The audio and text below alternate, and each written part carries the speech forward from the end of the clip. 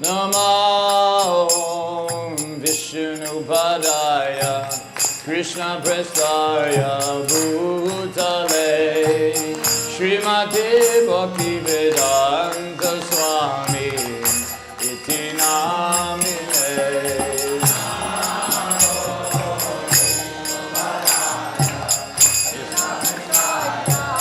Bhutale Srimati Bhakti Vedanta Swami Iti Namine Namaste Saraswati Deve Gauravani Pracharine Nirvishesha Sunyavadi Pasyatati Satarine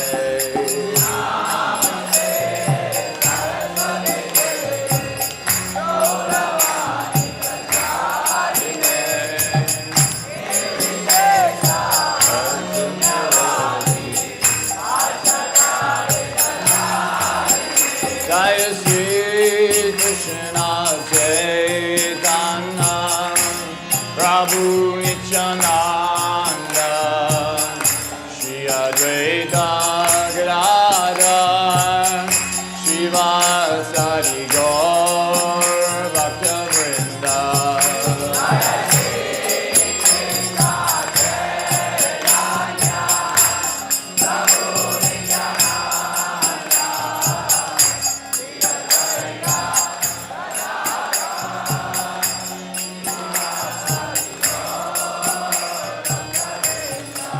Jaya Sri Krishna Chaitanya Prabhu Nityananda Shri Advaita Gadadhar Srivasadi Gaur Bhakta Vrinda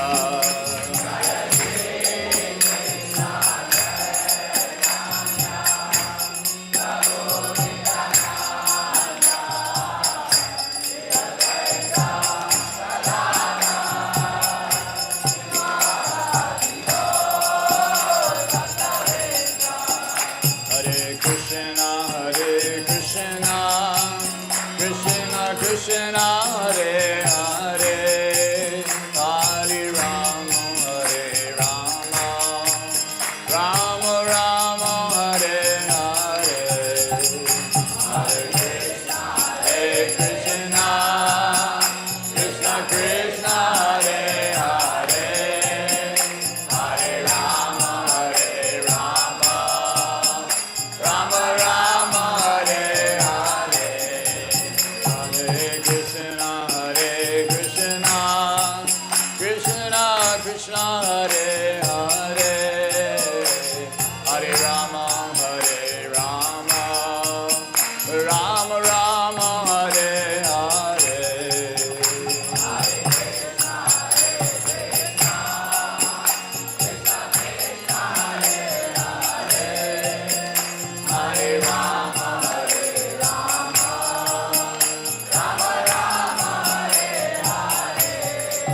Hare Rama Hare Krishna Krishna Krishna Hare Hare Hare Rama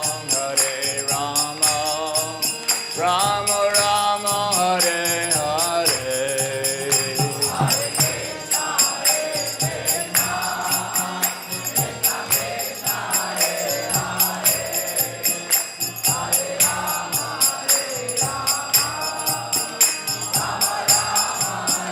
That's okay. Hare Krishna, Krishna Krishna, Hare Hare, Hare Rama, Rama Rama, Hare Hare.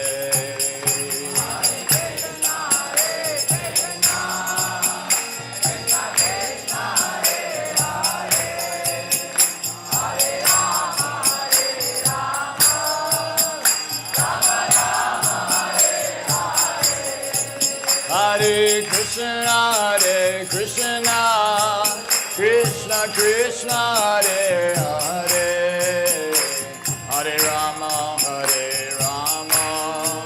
Rama Rama.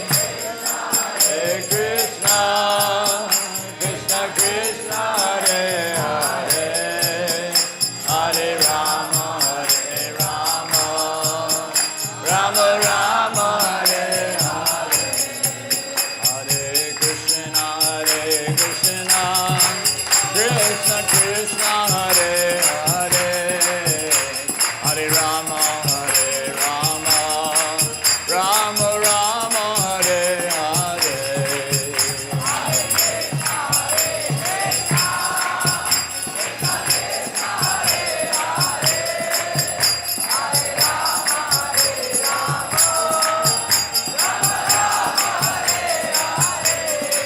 Hare Krishna Krishna Krishna Hare Hare Hare Rama Rama Rama Hare Hare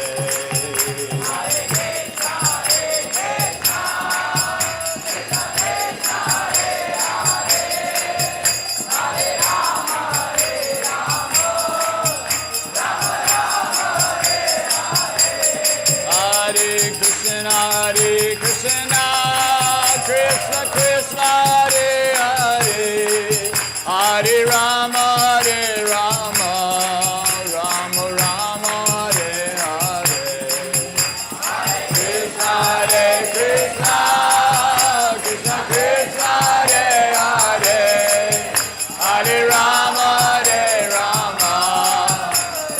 Rama Hare Hare Krishna Krishna Krishna Krishna Hare Hare Hare Rama Rama Rama Hare Hare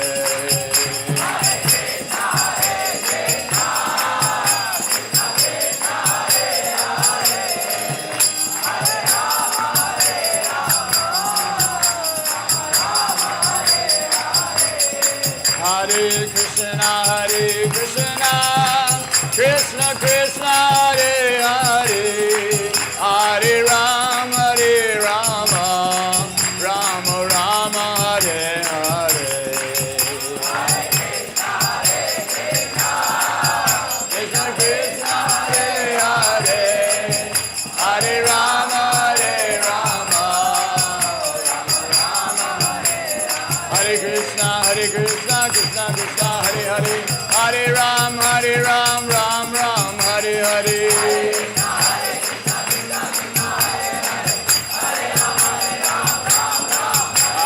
Hare Krishna Krishna Krishna Hare Hare Hare Ram Ram Hare Hare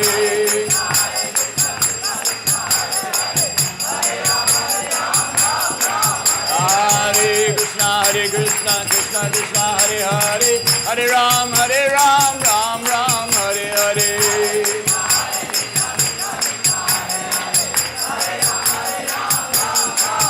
Hare Krishna Krishna Krishna Hare Hare Hare Rama Rama Hare Hare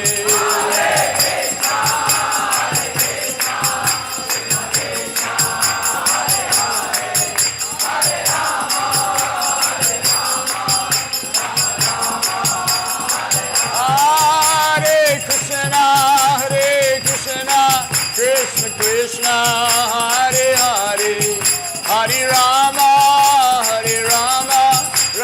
Rama Hare Hare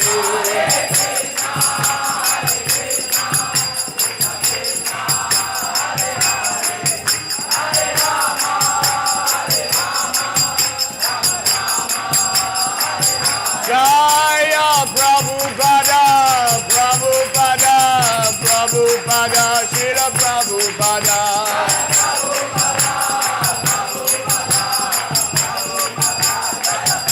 Jaya Prabhupada Shila Prabhupada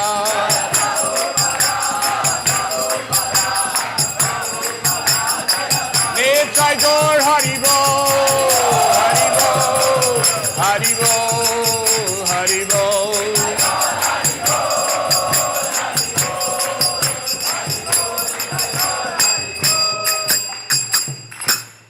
His Divine Grace A.C. Bhaktivedanta Swami Srila Prabhupada Ki Harinam Sankirtan Ki Gaura Premanandi Jai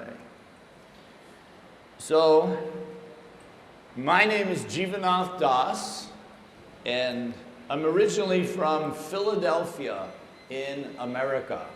And that's actually where I joined the movement back in 1975, a long time ago. How did I become attracted? Well, I tell you, there are certain aspects of this Krishna consciousness that are very attractive for somebody who likes to enjoy. And being an enjoyer, I found it very attractive to take prasadam. Does anybody here not like prasadam? I mean, it is attractive. My first taste of prasadam came at 4:10 a.m. when I went to the temple for Mangal Arti for the first time. I thought, you know, they have in America a Sunday feast. They used to call it the Sunday Love Feast because, well, when the movement started in the 1960s, a love feast sounded like something everybody would want to go to. How could you not want to go to a love feast? So we used to call it the Sunday Love Feast. Now, I decided I didn't want to go to that because I thought, well, you know, like everybody goes to that. So I want to see what these Hare Krishnas are really like. So I went to Mangal Arti. Now, there's a whole story, and you know what, I like telling how I became a devotee story. I'm not even sure if it's true anymore. I mean, I start ad-libbing and I'm making stuff up, and I'm just thinking, oh, I gotta laugh, I'll keep saying that. But so I don't really remember exactly. But I do remember this. The devotee who let me in, he brought me a cup, a white cup with a brown ball in it, at 4:15 in the morning. Nobody was there except for me. And he gives me the cup, and he says to me, don't touch it. Don't touch what's inside. I want you to take the cup and then pour that ball into your mouth. And I was looking at it like, really? It's all wet. It's like oozing almost. It's dripping all this brown juice out of it. Why would I want to touch that? Why would I want to put that whole thing in my mouth? But I did it. I knocked it back with one big gulp. Oh. I was like, whoa, what is this? And he goes, oh, that's a gulab jamun. And I was like, wow, this is how you guys eat at 4 o'clock in the morning? You're eating these super sweet brown balls with all this juice dripping out of them? I like it. I like it a lot. And of course, I like the philosophy because that's what actually got me there. Reading Bhagavad Gita, and as I was reading it, I was thinking, this light just kept going on brighter and brighter, like, wow, that makes so much sense. That makes so much sense. That makes so much sense. So I was reading and reading. I read the Bhagavad Gita in 3 days, cover to cover. And that's when I went to the temple. I thought, I got to see what these guys are like. Because let's face it, you're all really weird looking. Oh, wait, I look like that now, too. Oh. But Hare Krishnas were weird looking, especially in 1975 in America. You know, we had cool hair back then, and, you know, cool jeans, and we thought we were just so cool. I mean, I thought I was really cool. 'Cause, I mean, I used to play basketball. I went to university on scholarship. You know, I was like, girls, oh, come on girls. Had it all going on. Somehow or other, wasn't happy. Couldn't figure it out. Why aren't I happy? Why don't I want what everybody else seems to want? A nice car, a house, the wife, the kids, all that stuff, nice job, the money. I didn't want it. I didn't care for it. I just wanted to have fun. So I was like really depressed, really unhappy. At 22 years old, you're not supposed to feel like that, especially in America. At that time of my life, I should have been really happy, but I wasn't. So I went to the temple, knocked back my gulab jamun. Philosophy's great. The food they eat is, whew, how do you compare that? 4 o'clock in the morning, and I'm thinking, if I can get this every day, I'm in. So the first Mangal Artik I went to, now there's a whole, I'm not going to tell the story. I'm not going to do it. I'm giving you the abridged, brief version today. Sorry, because I wanted to actually try to be a little more philosophical. But anyway, my first Mangal Artik, the devotee who's leading the Mangal Artik, his name was Vishnu Jana Swami. I didn't know who he was. This guy was like really, really impressive chanter. He had so much charisma. When he chanted, you could almost feel the mantra. He like, Hare Krishna. And I was like, wow, this guy's cool. I like him. And he's got a shaved head and he's wearing the robes, but he's cool. I like him. So the first kirtan I was in, Vishnu Jana Swami, who's famous, right? You've heard of him? Some of you? Look him up on Google, or YouTube rather. Check out. The guy was like empowered. Prabhupada said, anybody who hears his kirtan will become a devotee. And that's really what was happening. He would just chant. He would do Harinam for like 8 hours a day. And people would just follow them back to the temple and shave up and become devotees. He was so empowered. So he actually empowered himself to pull me in. Krishna empowered him to pull me in. So I was hooked and I joined the temple. Didn't take me very long, but I will tell you the one story. When I actually moved in the temple, it was probably 3 days after this Mangal Artik. Because the Mangal Artik, the Prasadam, the philosophy, everything made sense.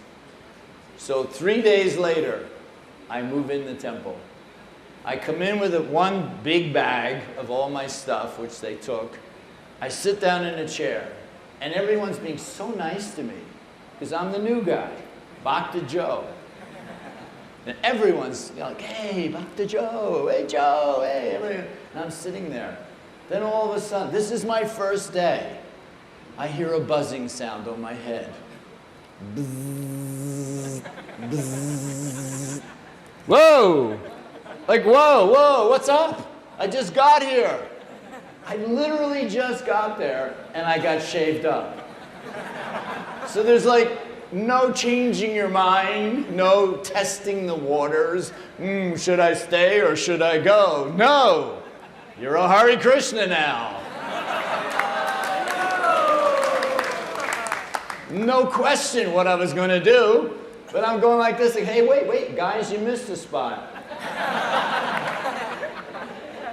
I didn't know about the old Sika thing. I'm thinking, well, why did they leave this bit of hair in the back like that? He must have just forgot. So I told him, you missed a spot. And he's like, no, that's called a Sika. We all have one. I was like, okay. It's all right. That's fine. I'm good with this. So I became a devotee. That was in 1975. And it's been not an easy journey. I'll have to be honest with you. For someone who's been around for 48 years, it's been like this. Now, in Sridham Mayapur, the path is getting a little clearer. Maybe because, well, my body's gotten quite old. I mean, I am 70 years old. And that's kind of what you call old, right? I mean, your grandparents are probably 70s, right? You're like your grandfather here. I'm the old man, And I should be talking like this, really. It's so nice to see you guys. But Krishna, when you're chanting his holy names, he gives you some special energy. It's amazing. It's actually amazing what chanting Hare Krishna can do for you.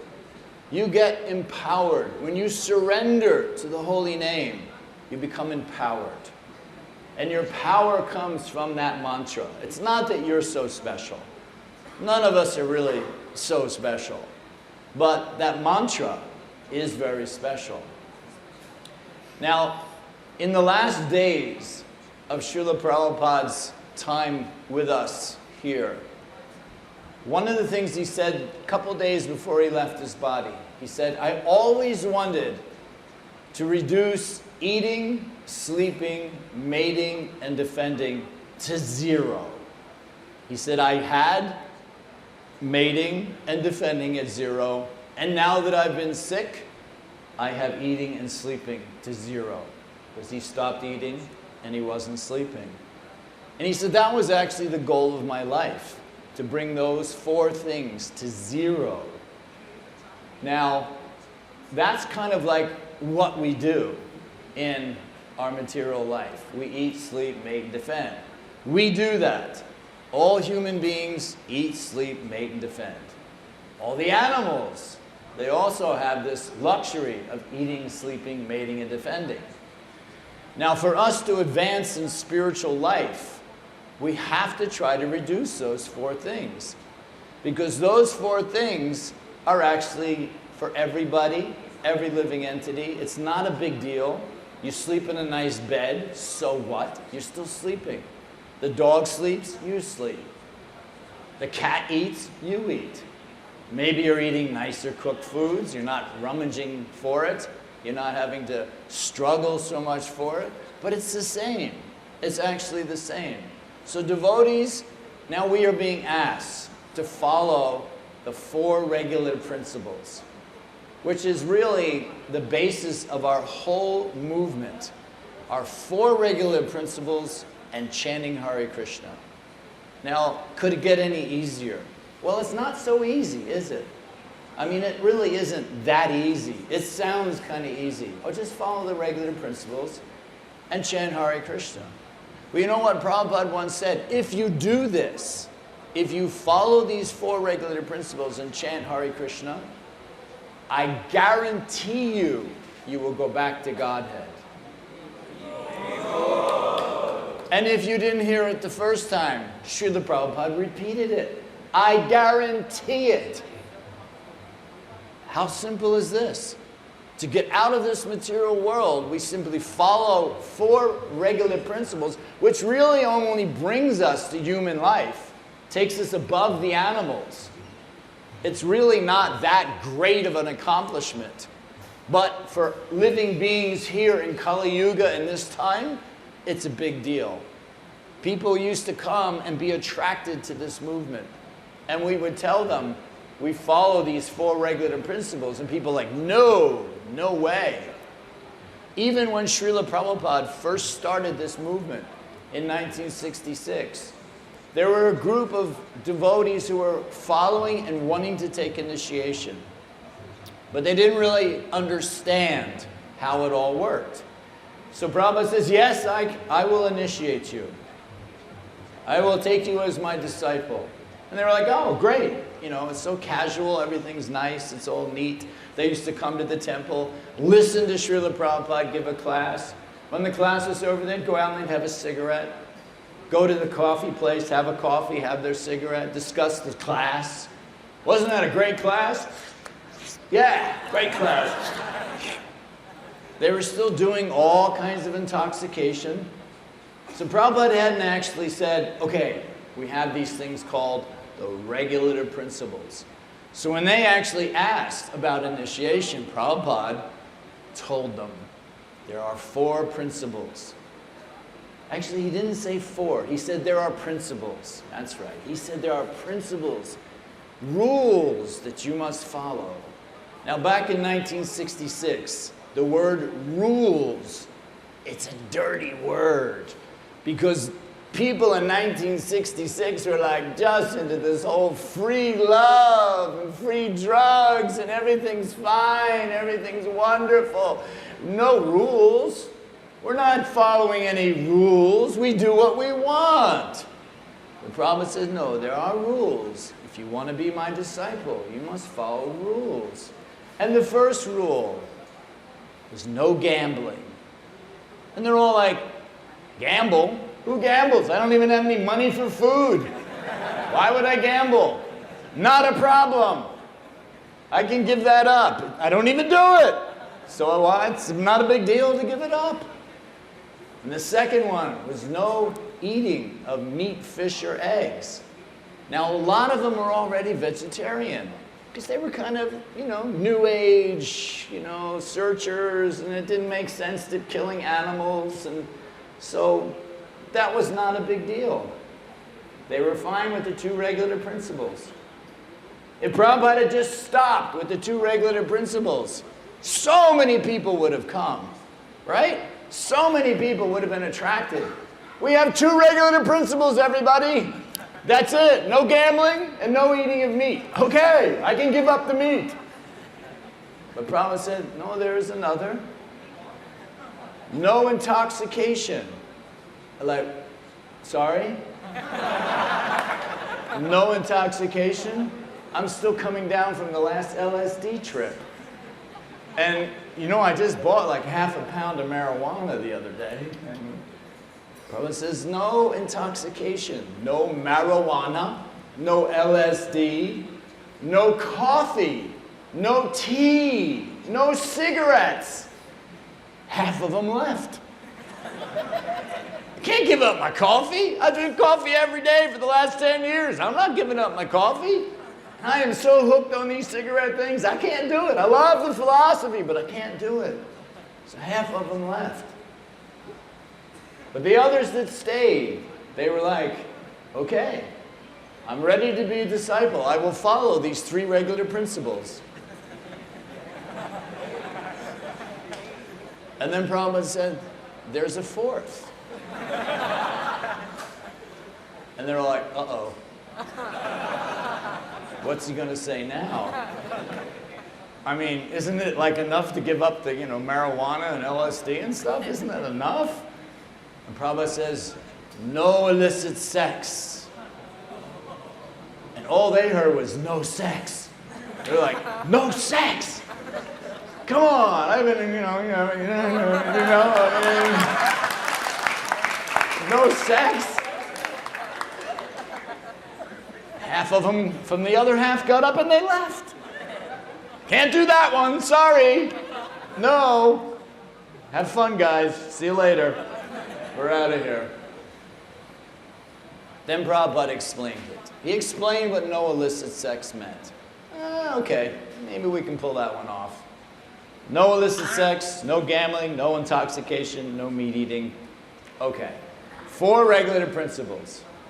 And then Prabhupada said, now you got to remember, this is the very, very beginning of the movement.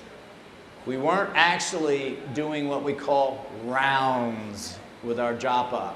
And actually the japa was really quite amazing to see because they were all homemade.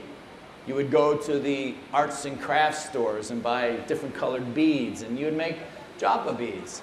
Blue, red, green, yellow, all different colors. And everybody wore them around their neck. Some of them were like plastic and bright fluorescent colors, but everybody had their own individual style of japa beads. So now Prabhupada says, and you must chant Hare Krishna. Well, they've been kind of used to the chanting, with the cartels and Prabhupada playing on a mridanga. It wasn't really a mridanga, it was actually bongo drums. It just sounded like that. So Prabhupada told them you must chant Hare Krishna. And as you probably know, the Gaudiya Math, where Prabhupada was a member of before coming to America, they chant 64 rounds. 64 rounds. So Prabhupada said you must chant 64 rounds on your japa beads. Whoa! 64 rounds? If I chant 12 minutes a round, wow, that's like 12 hours. I mean, what are we going to just sit around and chant all day? We can't do that. We have a life. I have a dog. I have a cat. I have friends. We sit and, we can't do that anymore. What am I going to, we just can't do it. Swamiji, I'm sorry. We can't chant 64 rounds. And Prabhupada, being so compassionate, he says, okay then, all right, 32 rounds. And again, they're like, that's half, if it was, that's 6 hours. 6 hours of chanting Hare Krishna on our beads? Oh man, I tell you, the 4 regulative principle thing, and then the 32 rounds, it's just too much. So Prabhupada, being so compassionate, said 16 rounds, minimum 16 rounds. That's like, okay, it can be done by lunchtime, that's okay. So they accepted Prabhupada's proposals of how to become a spiritual being in this material world by following Krishna consciousness and the International Society for Krishna Consciousness rules and regulations. So Prabhupada made it very simple for us. Actually, Lord Chaitanya has made this very simple. We don't need to perform great austerities. That's the austerity. That's the austerity that brings us back to Godhead. And that's not really asking too much. We're not asked to sit in the hot sun with a fire around us and just sit there and meditate, or be out in the cold and pour ice cold water on ourselves. We don't do all those kind of austerities. We simply follow these regular principles and chant Hare Krishna. So one story about the wonderful mood of Srila Prabhupada and how gracious and compassionate and understanding of who these wonderful, oh, they weren't wonderful, these guys that came to us back in 1966. They had a fire sacrifice. This was actually the third fire sacrifice, the third initiation that went on inside ISKCON. This was in San Francisco. New York had already had a couple, now we're in San Francisco. But nobody actually knew about fire sacrifices. So when Prabhupada gave the ingredients for what you need for a fire sacrifice, it didn't make sense to anybody. Okay, wood, that makes sense, because you're going to have a fire. Makes sense. Butter, why would you have butter? When you have to make it into something else, and we need a whole lot of it, it doesn't make sense. Fruit, rice, what are we cooking, they were thinking? What is this fire sacrifice? Because in 1966, if you said the word fire sacrifice to an American, what they're thinking of is these movies we've seen with Tarzan, and they have a guy in a big pot, and that's the fire sacrifice, and he's strap burning, going, ah! And that's what we thought. It's some kind of really weird ritual thing, you know, it just, we didn't know. Nobody knew. So Prabhupada then starts the fire sacrifice. There are 4 candidates. 2 of them you might have heard of. Shama Sundar, who is kind of famous. He started the temple in London with his wife Malati, who was also there. And so they kind of understood. They heard secondhand that this is some special program. So they decided to get dressed up. And you can imagine what dressed up means in 1967. It means he put on a clean shirt.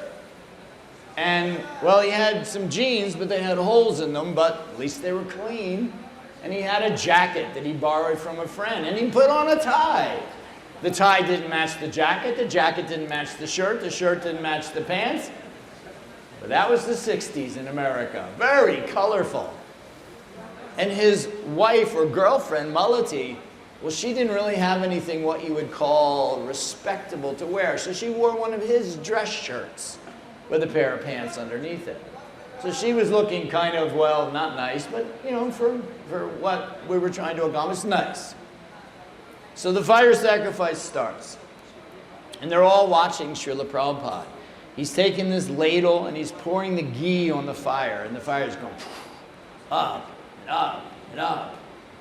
And they're just like waiting for instructions. And Prabhupada says, when I say, Swaha, Swaha. When Prabhupada says Swaha, he says, now take your rice and throw it. So the 4 of them are waiting. And Prabhupada says, Swaha, Swaha. So they all take a handful of rice and they throw it. Right at Srila Prabhupada. And Prabhupada's gone, no. In the fire. Oh, in the fire. So they throw it in the fire. And now the fire sacrifice is coming towards the conclusion. And Srila Prabhupada says, now take your banana. And all 4 of them are thinking, it's been like an hour here, I am starving. They start peeling the banana. And Prabhupada goes, no. in the fire. And they're like, what a waste, you know? I got a good one, look. All right. So they throw their banana in the fire. Now, Prabhupada's so tolerant. He actually was, well, kind of hot because it was a really small room. And the fire was blazing. And Prabhupada was sweating. And he still had rice stuck on him from where rice hit him, and it stayed. So Prabhupada's sitting there with rice on his forehead, on his head, on the side of his face, down his shirt. Seeing them want to eat the banana, fire sacrifice is finished. They get their names. And now Prabhupada says, in his Bengali accent, which nobody really understood yet, he said, Bodon, Bodon. And the four of them are looking at each other going, well, one of the guys who was about to be initiated was in New York, and now he was in San Francisco. And he kind of thought, well, I understand Prabhupada. I know what he's saying. So he got down on his hands and knees and started to blow on the fire.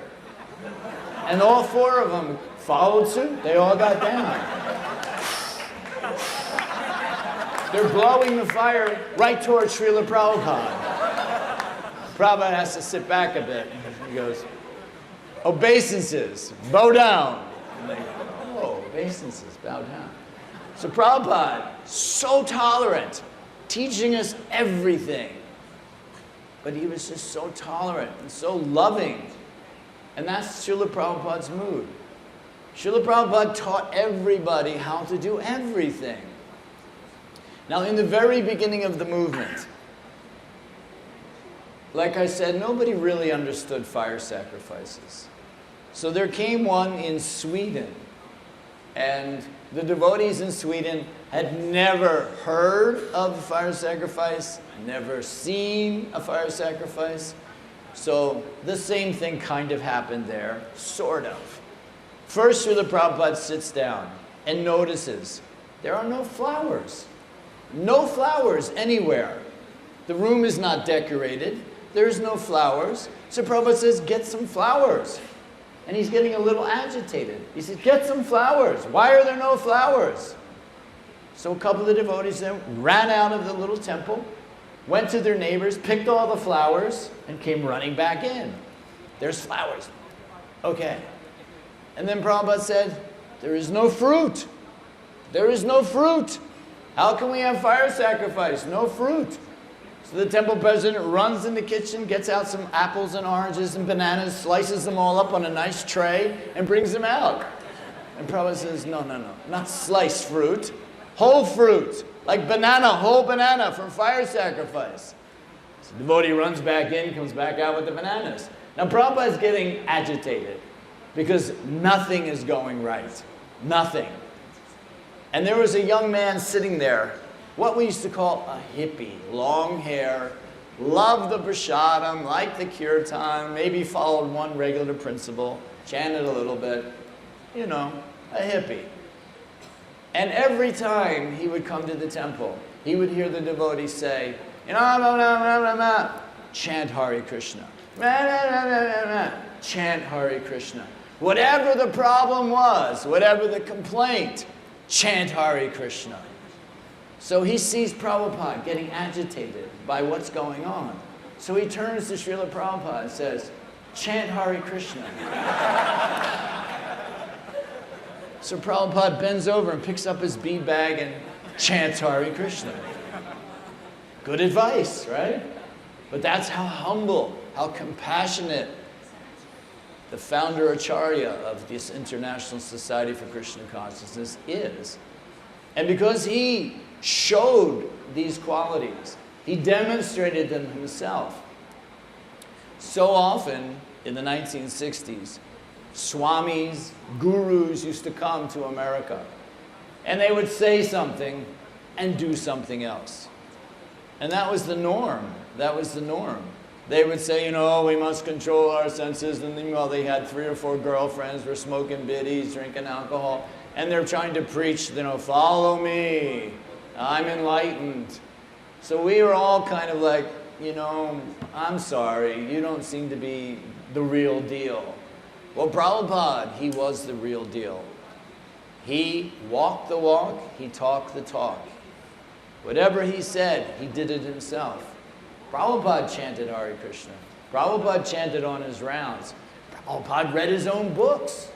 He's encouraging everyone to read the books. Prabhupada read the books. And people used to say, but Prabhupada, you wrote these books. How come you're reading them? And he says, I did not write these books. Krishna wrote these books. So there is so much that we can learn from simply emulating what Srila Prabhupada did. And of course, none of us will be Srila Prabhupada. None of us. I'm so sorry to say. None of us will ever be Srila Prabhupada. But we can follow his example.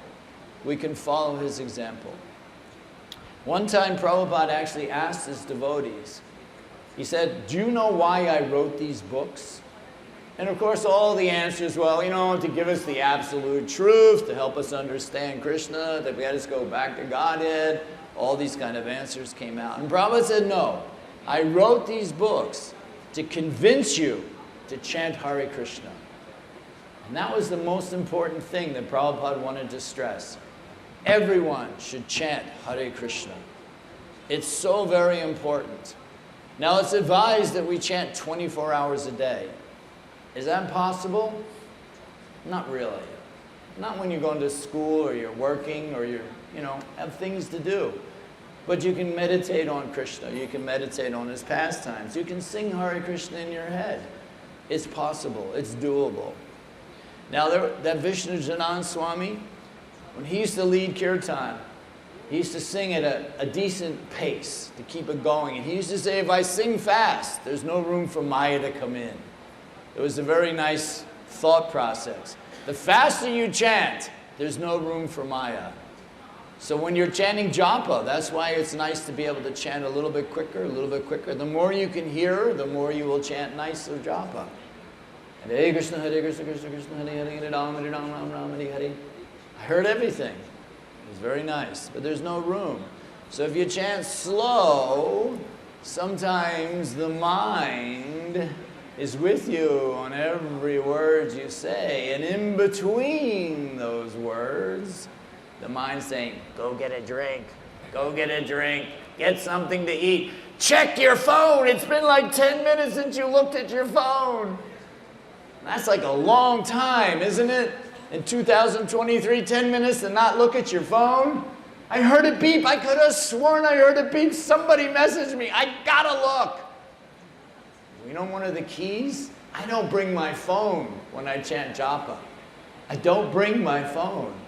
It's really nice. And otherwise you're just like, oh, it's right there. Oh, I know it's right there. Anybody watching? You can actually totally divert your consciousness away from Krishna with this wonderful cell phone technology. It can be used, yes. Everything can be used in Krishna service. But something like the cell phone during japa, during kirtan. I've seen people pull out their cell phone in the middle of an ecstatic kirtan. I'm like, really? You're like jumping up and down and dancing, and all of a sudden you go, you know? Like, really? How is that possible? But that's how strong your mind is, trying to work you away. Maya is trying to always pull us away from chanting Hare Krishna. Just like here in Mayapur. I'm very blessed, for one, to live in Sridham Mayapur. Lord, you can just see, you know, when you say Patita Pavana, and the most fallen, he's delivered of the most fallen. That's how I feel. And I'm always thinking, I really hope he doesn't go, how'd he get here? But somehow or other I'm here. And I'm enjoying being in Sridham Mayapur. I'm enjoying the service that I have in Sridham Mayapur. And that's really important, that you enjoy your service. But Sridham Mayapur is so special, and I feel very blessed to be here. And every day I thank Srila Prabhupada for bringing me to Sridham Mayapur. But I was about to tell you, I have the wonderful opportunity to chant Hare Krishna on Harinam Sankirtan. Now, most parts of the world, Harinam Sankirtan means you get in your van, you travel somewhere, you all get out, and you walk around traveling with kirtan, walking through the streets. Here in Sri Mayapur, everybody comes to us. So we simply have to go to a spot. People know where we are now. We're outside the TOVP office. And the kirtan is very ecstatic. And it's really interesting. When the kirtan first starts, what everybody usually does is stare, which is, okay, you know, it's par for the course. Bunch of foreign-looking people standing there chanting Hare Krishna in India, in West Bengal, chanting Hare Krishna. Like, what are they doing here and we're not doing it? I hope that's what they're thinking. These guys are not from India and they're chanting Hare Krishna. This is our culture. So they all kind of just stare. And of course, cell phone. You got to have a cell phone. So, you know, this is basically what I see every day on Harinam. People staring at me, holding a cell phone. And I always think, okay, you know, you understand you should chant Hare Krishna. And my job is always to get them to chant Hare Krishna. Somehow or other, I have to think, what should I do? And Krishna will usually answer that for me. He'll usually say, okay, say this, do this, do this, do this. Whatever it takes, get them to chant Hare Krishna. Somebody wants to ask Srila Prabhupada, how can we improve this movement by bringing people to it? And Prabhupada says, you simply encourage them to chant Hare Krishna. That's your job. Your job is to encourage them to chant Hare Krishna. Engage them to chant Hare Krishna. And the rest is up to Krishna. Krishna will then connect with them, and depending on how close they are to becoming devotees, they might become devotee this life, later this life, next life. But you've done your job. You've given them the mantra. So as devotees now in this International Society for Krishna Consciousness, you've all sort of taken a step. You're sitting here in Sri Mayapur. You're having Krishna Katha. You're having kirtan. I was standing on the steps at the end of the kirtan tonight, Guru Puja, after Guru Puja. And I was watching and I was thinking, you guys are just so fired up. It's so blissful, isn't it? To be able to chant with people who like chanting like you like chanting. It raises the whole energy level way up there. I mean, just like the kirtan, when I walked in, I mean, I was just in ecstasy hearing you singing. Hearing you singing, you're playing. Everything sounded so nice. Where else can you get this? Where else? I've been doing this for 48 years, and I still feel that every kirtan is like the best kirtan. I come home from Harinam, and we have great kirtans here in Mayapur. And I'm really hoping some of you come to our Harinam Sankirtan. But every time I come home, I always say to my wife, that was the best kirtan. And she says, you say that every night. I said, yeah, because it was the best kirtan. Every kirtan's the best kirtan. If we just enjoy the fact that we've been given a privilege, and that privilege is, you know about Hare Krishna, you know about ISKCON, that's a privilege. And you guys are blessed to have that privilege, to be able to chant Hare Krishna, to put some meaning to your life, to have a goal. The goal, go back to Godhead. Get out of this material body. Get out of this whole material world and go back to Godhead. And you can do it. How do you do it? Well, Prabhupada said, chant Hare Krishna, follow the 4 regular principles, and you will go back to Godhead. I guarantee it. So Prabhupada has guaranteed it. And since I am trying to repeat what Prabhupada says, I'll guarantee it. I guarantee it. I actually believe it. I thoroughly believe it. I believe that by chanting Hare Krishna, I will go back to Godhead. I really believe that. I believe that Srila Prabhupada will come for me. At the time of death, Srila Prabhupada will come for me. I'll tell you a story. There was a devotee in France. He was a sannyasi. He did a lot of service. He was one of the original devotees in France. but he left the movement. And not only did he leave the movement, which happens, Prabhupada says, don't be surprised who stays.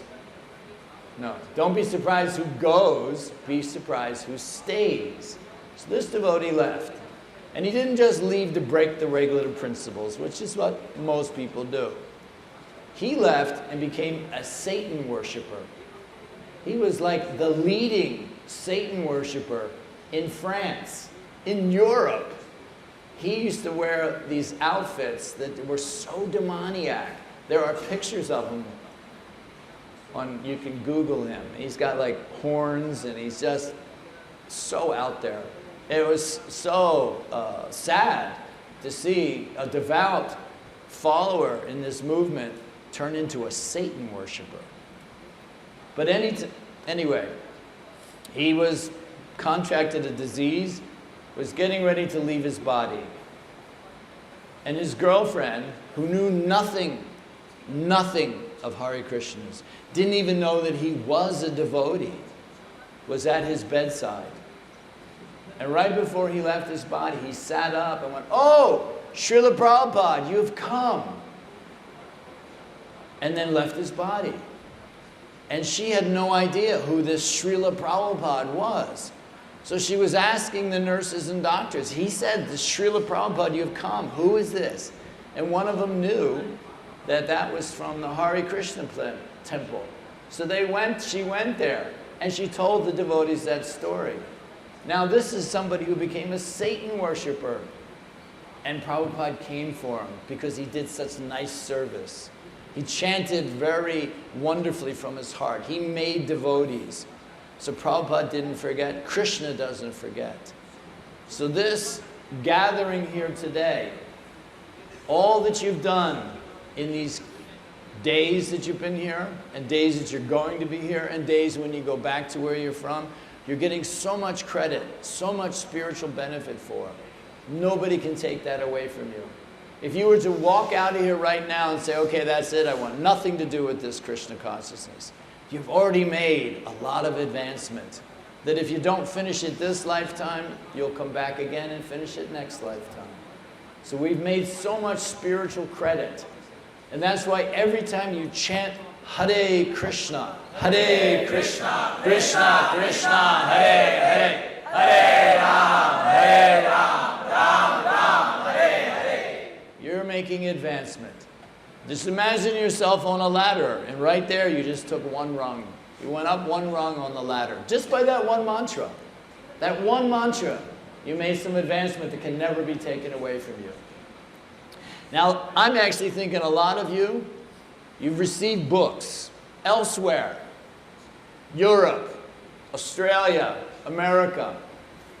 And you left your body. You didn't come to Krishna consciousness. But you got the boon. You got the great blessing of being born in India. And now you're all going to finish it in this lifetime. And I'm going to take some credit. Because I distributed a lot of Srila Prabhupada's books in the 70s. I might have given you a book. Or you. And you took it home, you looked at it, you put it down, and that was it. But you made some advancement. And Krishna says, look, he did take that book. Now you left your body and you took birth in India. What am I doing in India? I don't want to be in India. Yes, you do. Yes, you do. This is the place. This is the best place in the whole world. And you took birth here. And I'm thinking, I gave you a book. I gave you a book. I gave you a book. Your last life I'm talking about. I gave you all books. I'm taking credit for everybody here. For all we know, I could be right. Probably not, but hey, works for me. So you're blessed. You should feel blessed, and you should feel very happy, and you should feel very proud to be here, and you should also be extremely happy to be able to say, thank you, Srila Prabhupada. Thank you to all the devotees who came before me. Thank you for all the devotees in this room. And don't ever stop chanting Hare Krishna. That will save you from this birth, death, old age, and disease. And you don't want that. You don't want that. Especially for somebody like myself. Right now, I'm 70 years old. I can see the finish line. It's like the race, and you can see the finish line. It's getting closer. You guys, the race is just starting. And you're thinking, yeah, you know, I'm still good here. You know, I can dance in kirtan. I can't even dance in kirtan anymore. I do a few moves and I go, oh, okay, that kind of hurt. Oh, that hurt. All right, that hurt. Why is everything moving when I'm jumping? It used to be, oh. But that's what happens. Krishna helps us by giving us this old age. I probably would have never, you know, gotten more serious. But Krishna says, now I'm giving you this old body you can't enjoy. You can't even think you can enjoy. You guys can maybe still think, oh, I can enjoy. I'm 25 years old. I'm going great. I'm just about to start this. I'm doing this. Everything's going great. Look at me. 70 years old. I can't enjoy anything anymore. I can't eat that. I'm sorry. Stomach problems. Okay. Kirtan. That's the best I can do. I'm sorry. All the fun things in life. I'm not going to go into the, you know, sex and all. Anyway, you don't get that. It goes away. Krishna takes it away. So give it up before he takes it away. You make more advancement. Now you guys have all made this commitment. You're here. And I think that's a big deal. I'm really impressed by your enthusiasm. And I'm going to say one thing. Don't lose it. Right? The ecstasy that you guys are feeling by chanting Hare Krishna, if you keep this mood, it only gets better. It only gets better. Trust me, it really does. And people used to come up to us when we would do Harinam on the street. And they would see us, and they used to comment, you guys all have such bright faces. Yeah, we're 22, 23 years old, we have bright faces, we're enjoying chanting Hare Krishna. But then they would say, what drugs are you guys doing? Because it just wasn't natural in the material world. In 1966, 76, 86, 96, 2006, 2016 is not natural unless you're chanting Hare Krishna, to be bright-faced, to be enthusiastic about the goal of life, going back to Godhead. Nobody else is feeling that but you guys here. So feel privileged and very blessed to have come in contact with devotees, to choose to be around devotees. That's a big deal. I'm sure there's other things you could be doing back home that has nothing to do with Krishna, but you're here. You're in Sri Mayapur Dham, the birthplace of Kirtan, and I'm really thinking that a lot of you are going to want to come to the Harinam. Am I correct?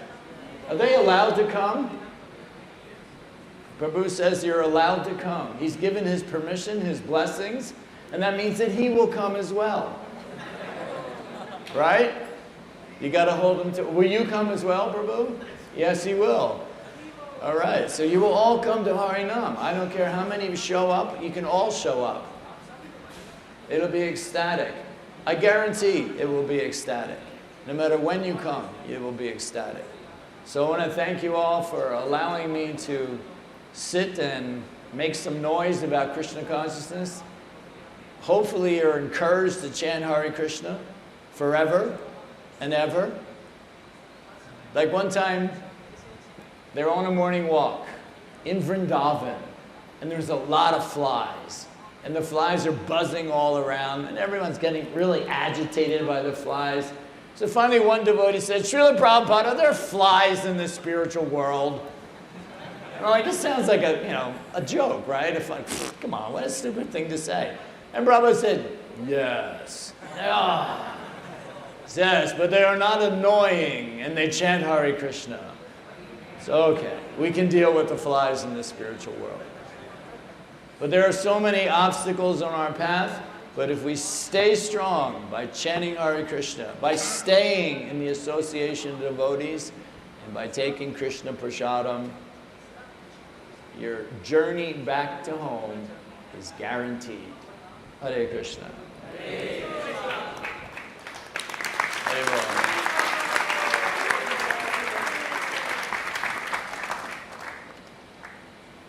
Does anybody want to ask a question or comment? Come sit up here and give class. Hare Krishna, Prabhu. thank you so much for this wonderful session. As you said something about Srila Prabhupada, the quality which you mentioned about him was he was so tolerant. So can you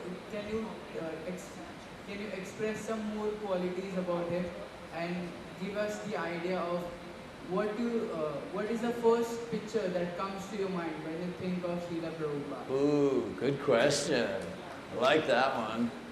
It just so happens that as you get older, your memory, it does fade. But I have a memory that doesn't fade. And that was the first time I actually saw Srila Prabhupada. And I'll tell you the story. I was chanting japa prior to the Rath Yatra in New York City in 1976, at which time I would become initiated by Srila Prabhupada. And this japa was being chanted about 9:20 at night outside the New York temple. There was only 2 or 3 devotees out there at the time, and a car pulled up, and out came Srila Prabhupada. Now, in 1976, usually Srila Prabhupada was surrounded by sannyasis, GBCs, temple presidents. I was a mere book distributor, not a big deal. So this was Srila Prabhupada getting out of the car. The devotee opened the door, and Srila Prabhupada started walking towards the temple by himself. And it just so happened I was right on the path, and I saw Srila Prabhupada get out of the car. And you probably heard or seen devotees tell you, or the memories, that Prabhupada was glowing. He was glowing. There was night, there wasn't much light, but Prabhupada was like lit up. And it was just like this amazing, and I actually felt he has come from the spiritual world. He's not like anybody else I've ever seen before. And not only that, I'm 6'2". Prabhupada was like 5'4". He was really little. And that blew my mind, because being an American, somehow we always put, you know, big guys are always, you know, the quarterback of the football team is a big guy. The heroes in the sports and the movies are all like big guys. And here's this little bodied, pure devotee who's so powerful. And that was Srila Prabhupada. So I was kind of shocked. And then I came to my senses after thinking all these thoughts, and I'm thinking, pure devotee. I'm meeting somebody from being with Krishna now to being with me. And as he was walking past me, I paid my obeisances, and I got up to my knees, and I was almost at eye level with Srila Prabhupada. And he looked in my eyes, and you've probably heard this before, but when he looked in his eyes, it wasn't like me looking at you. It was like, whoo, way deep. And it scares you, because generally speaking, we want people to see what we want them to see. We don't want people to go, oh, you used to do that, and your last priority were this, and you did this, and you did this, and you did this. These are all the things we don't want anybody to see. But Prabhupada, he could look right inside, and he could see, you're a nonsense. You're still doing all kinds of silly things and having silly thoughts. But Prabhupada looked at me, and he shook his head, did the pranam thing, and I was like, oh my gosh. He knows who I am, and he's still smiling at me. He's still saying, like, it's okay. It's okay, don't worry, you're doing the right thing. I was about to be initiated 2 days later, so it just made me feel so warm inside that somebody still loved me, still cared for me, but yet knew who I was. And I didn't have to pretend to be anything. I could just be myself, and Prabhupada says, it's okay. Whatever qualities you have, they're not so good, we'll turn them into good. And whatever things you do that are good, we're going to make them better. And that's how Prabhupada treated all his disciples. Some of the disciples from the early days of this movement were not the most together people. They dropped out of school. One devotee who did so much service didn't even finish grade school. He stopped in grade 7. He started temples, printed books. He did so much stuff. But Prabhupada would see one thing in them. 2 things. Sincerity and enthusiasm. You can go a long way with a little bit of enthusiasm. I'm still here.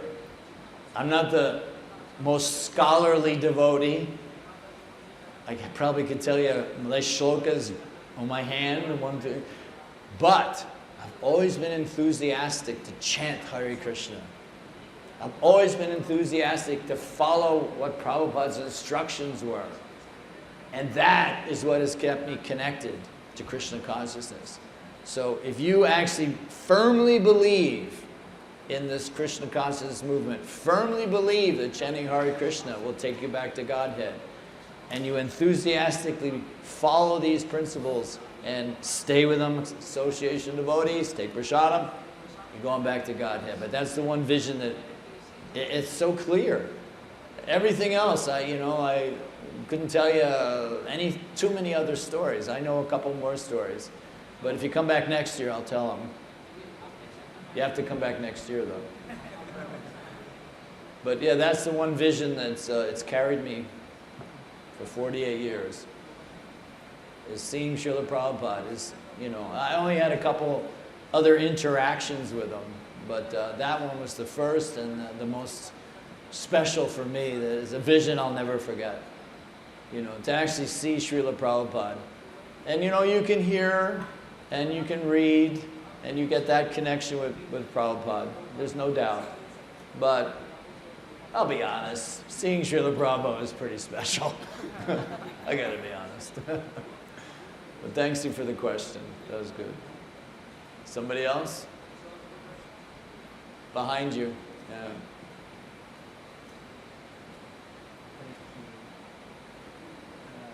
Been practicing the Krishna consciousness since 48 years.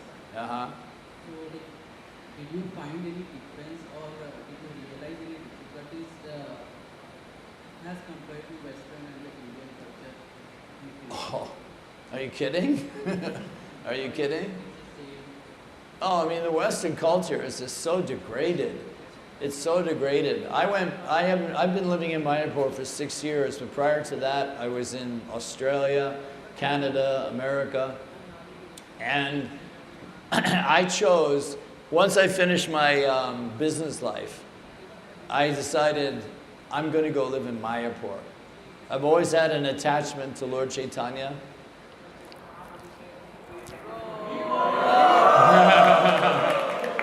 Did you all see him?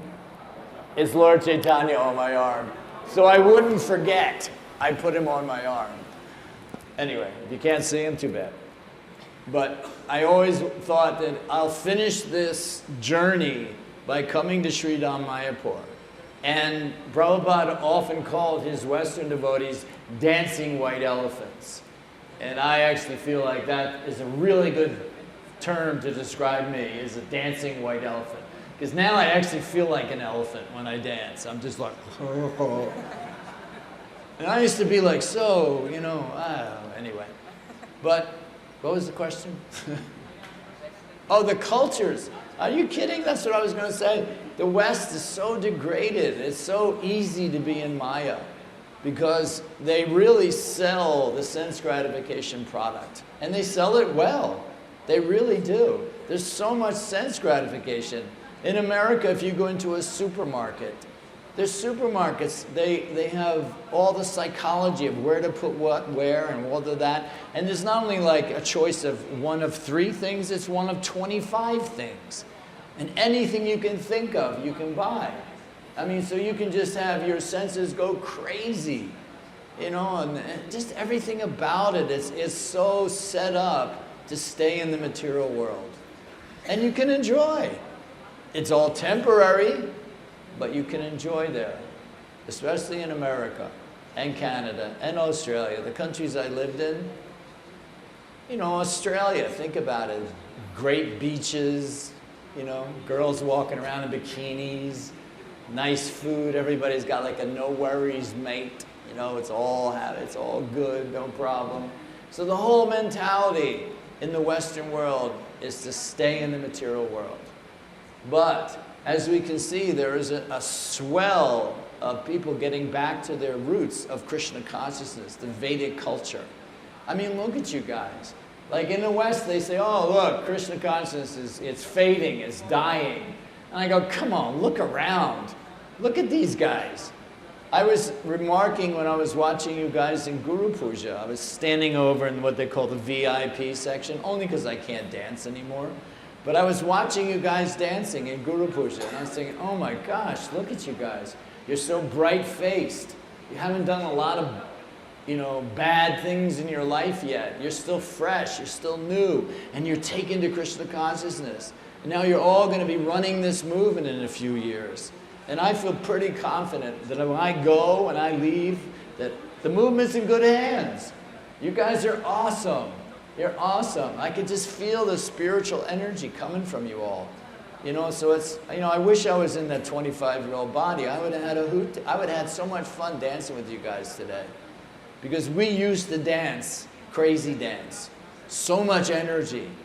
So much, let's let it out. And we'd all just dance. And when the kirtan was over, you're like, woo, yeah, wow. It was just so much fun to be a devotee. And it still is, isn't it? Isn't it fun to be a devotee?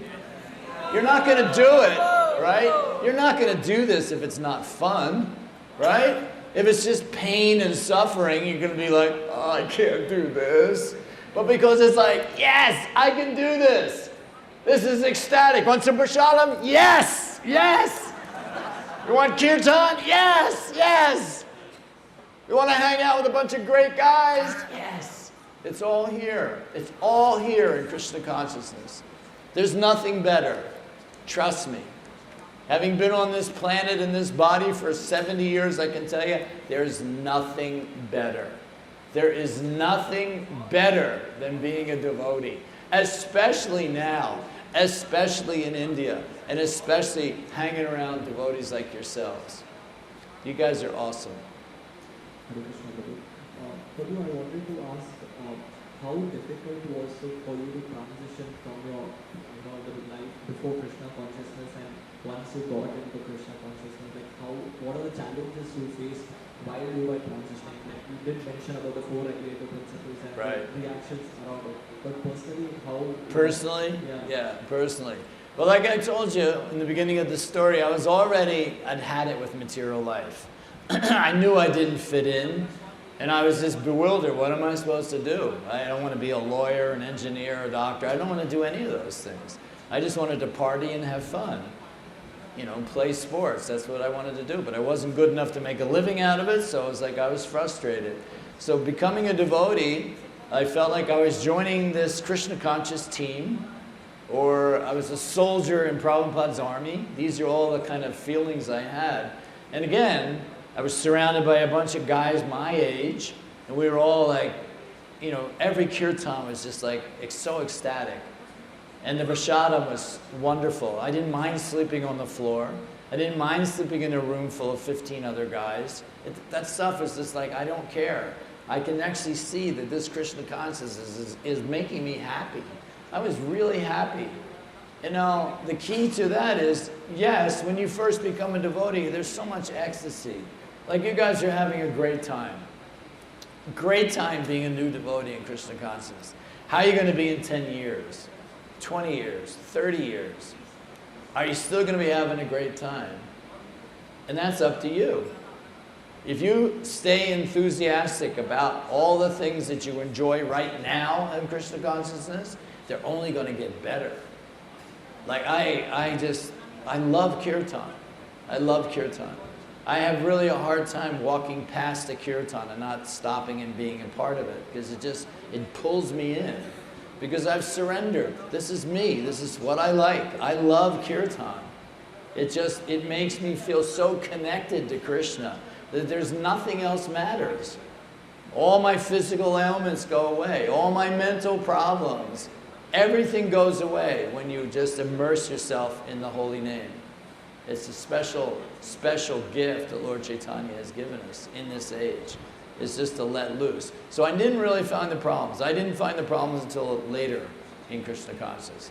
When you think, oh, I want to get married, and then you have kids, and then you have a business, and things are good. And then you start stressing about all those things.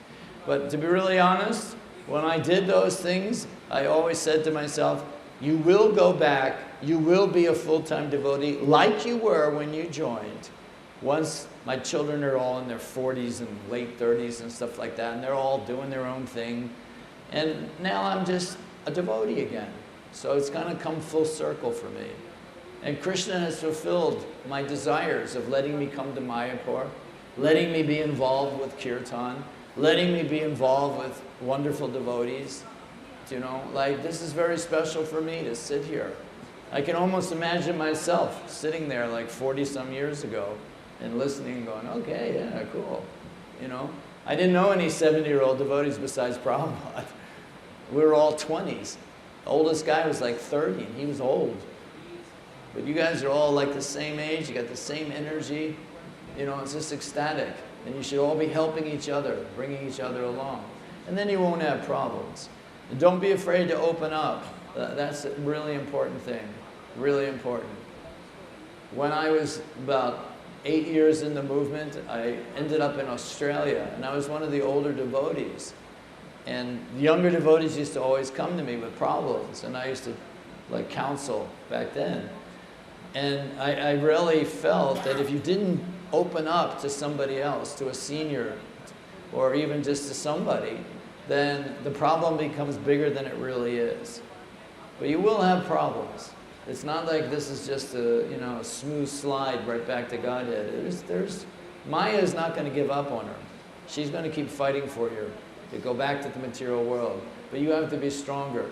And that's why this sadhu sangha, this connection with other devotees is very important. And you have wonderful seniors here who, you know, are guiding you and offering you good advice and counseling and things like that. So yeah, utilize that, and then problems will become minimized. But I recommend kirtan. I really do. Whenever I feel a little bit stressed out, I go to Harinam and I just forget about it. Not a problem. No more problems. Kirtan just takes them right away. And that's what it's supposed to do. Because you're connecting. The holy name in Krishna, non-different. So you're connecting. It's special. You get to do that. You get to connect with God. I mean, that's wow, right? Unbelievable. There you go. Hare Krishna, Prabhuji. Hare Krishna. At what age you can make Chaitanya Mahaprabhu in your arm? Oh, that was about 10 years ago. So 60 years old. It was right before I came to Mayapur. And I actually had a plan. My plan was to come to Mayapur and wear a chadar that exposed my arm, and people would see big white guy, Mahaprabhu, on your arm. Let me take a picture. And I'd say, okay, you can take a picture, but you have to take a Bhagavad Gita. And that was my plan. And I actually messaged the temple and said, can I do that? They said, yeah, we'll give you a booth, like a picture booth. Come take a picture with the big white guy with the tattoo on his arm. And I thought, okay. But I actually did it to remind me that I wanted to be in Mayapur. I want to stay connected with kirtan. And I also wanted to just help distribute Prabhupada's books, because that's something I used to do. So, but yeah, about 10 years ago. 2013. Okay? We're good? Thank you.